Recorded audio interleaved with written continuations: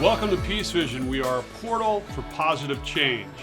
I'm sure a lot of us are looking forward to going on vacation once COVID gets through with us, but how do we do so responsibly and without making an impact on the environment? With us today is our West Coast environmental reporter, Erik. Welcome. Hey, John, thanks for having me back. I love this topic. I'm very excited to talk about this today. I saw you on the beach the other day, by the way. Were you catching some waves? It was a pretty rough day out there. After I was done, I went out and, well, I could say I caught some waves or maybe just ate some sand. Well, whatever you did so responsibly. So tell me about how we can take our ecotourism and make it something that works for us or maybe not. Yes, ecotourism is a very complicated topic. Now, the reason is it's trendy. So, you're going to find all these places called ecotourism. There's over 8,000 certified sustainable ecotourism lodges around the US. It's very difficult.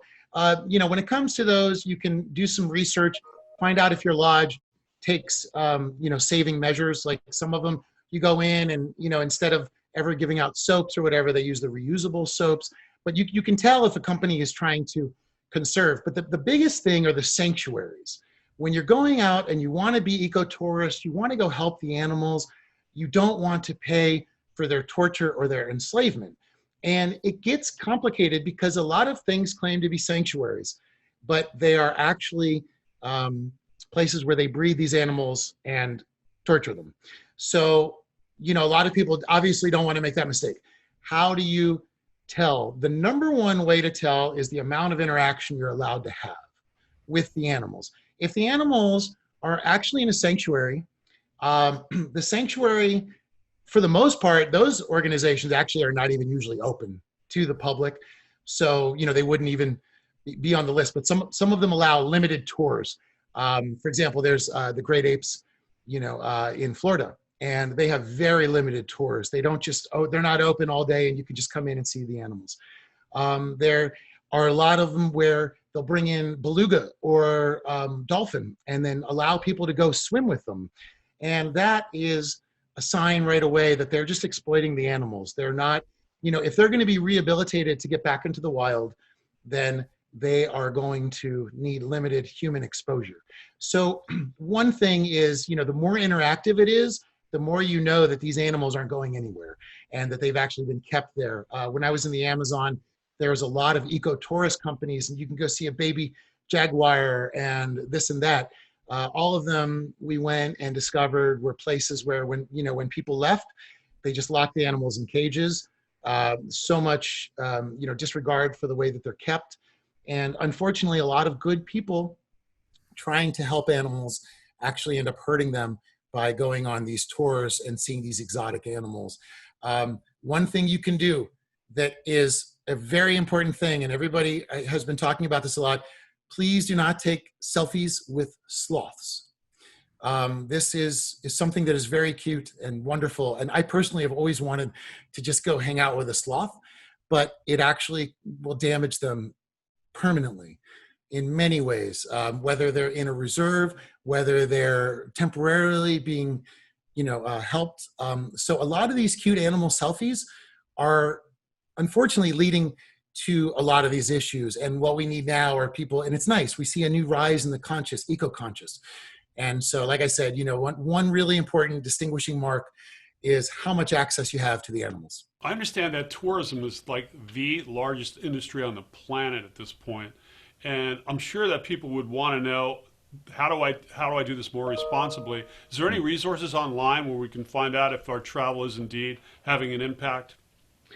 It's a very it's a difficult topic, like I said, because there are so many different aspects to it. Again, I use for myself, National Geographic has some interesting blogs on that. There are not a lot of websites, unfortunately, devoted to that idea just yet.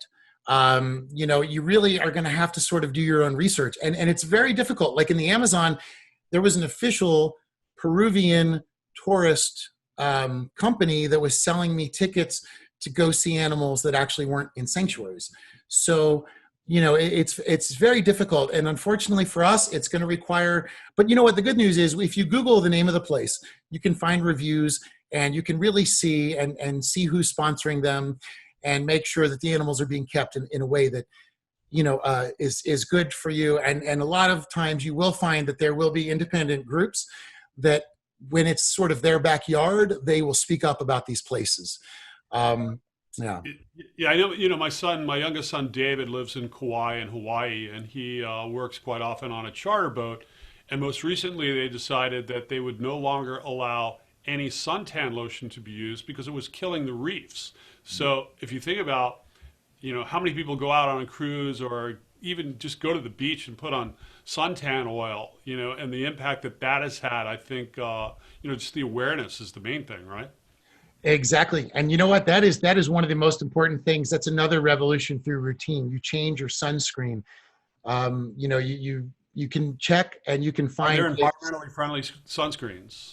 Yes. And as a matter of fact, you want to be careful. There's a really important thing called non-nano, which is the description of some of the ingredients in there.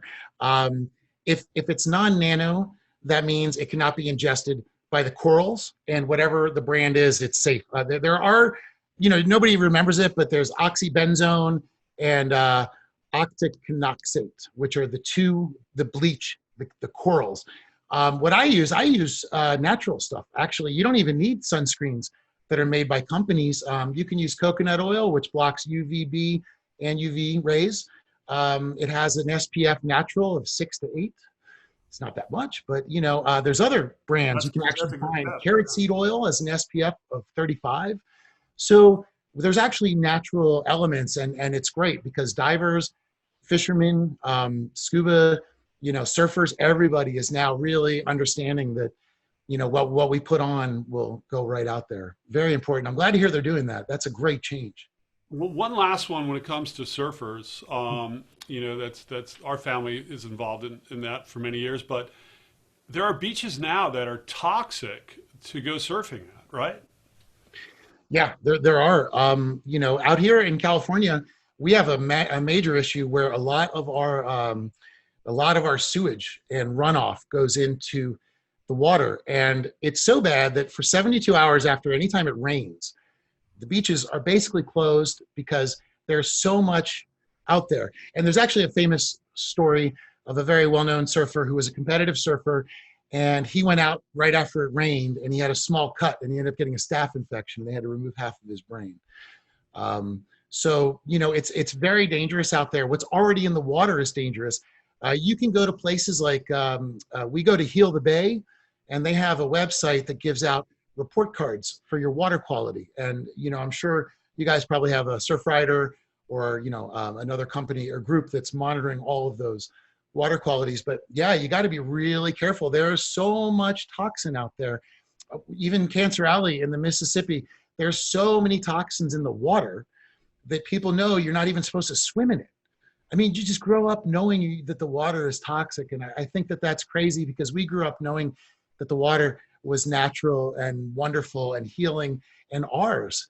We really need to bring that back and reclaim. But, the point about having a cut and not going in the water, sometimes you don't even think about it. Oh, it's just a small cut.